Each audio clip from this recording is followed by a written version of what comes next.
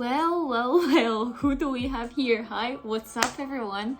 Martina here, welcome back after such a freaking long time. This is a very kind of like in the... Ooh, there's a shadow.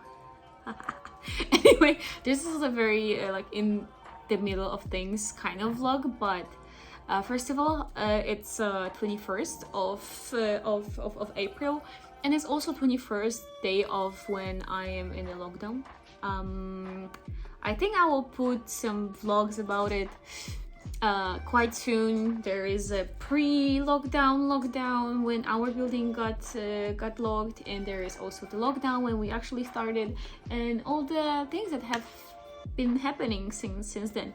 But the purpose of this video is to explain what actually Shanghaiing means.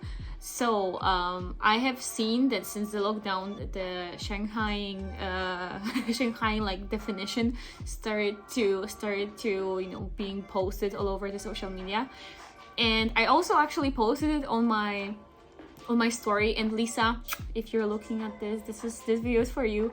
And actually Lisa reached out to me and she was like, girl, I seen it already on some few people's stories. Is it actually true? And I am here to explain you the actual story of the meaning. So the actual Cambridge Dictionary explanation of the Shanghaiing is to force someone to do something or go somewhere. And the example of the usage is the two groups were Shanghai into signing the agreement despite their objections. So it actually has started and originated from the seamen, from the word of the ships. It has started actually not in Shanghai itself, not in China at all. It started in the UK and in the US. It started to be popularized more and more. But because Shanghai was an actual the final destination of those ships that people were, Shanghaied into. So back then, obviously, there was not really a law that were like protecting people. So mostly the people who would drag them into the ship and become the crew, they were called crimps, and they were pretty much be paid by the body. So they had like their body count. One of the best crimpers would get around 9,500, which right now I think is like 200 something. 250,000, 290,000 per year. So pretty good money, not really nice way to get them though. Yeah, one of the reasons why people were actually Shanghaiing people into the ships was just because of the shortage of the people who were willing to join. It was mostly because of the gold rush back in the US, and just not enough people were interested. So they came about and they were like, hey, what about we just attract people and force them?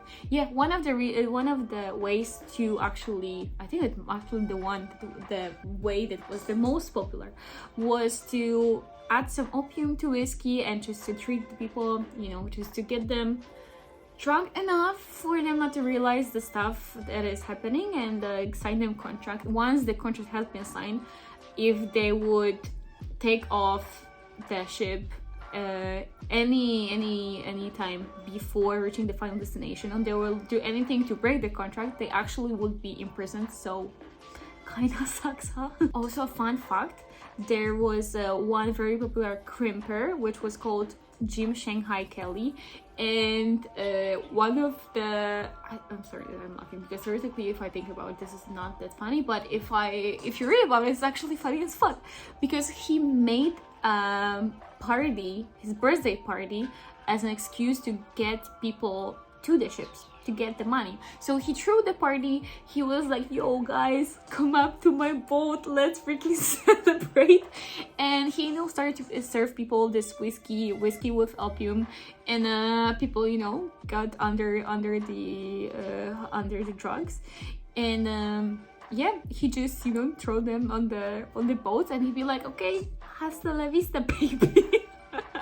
So actually Shanghai itself, it became illegal in the 1865, and then it followed it followed by the 8082, some of the laws implemented. So if you actually do this back then you'll get in trouble, and it has been not you know, popularized that much.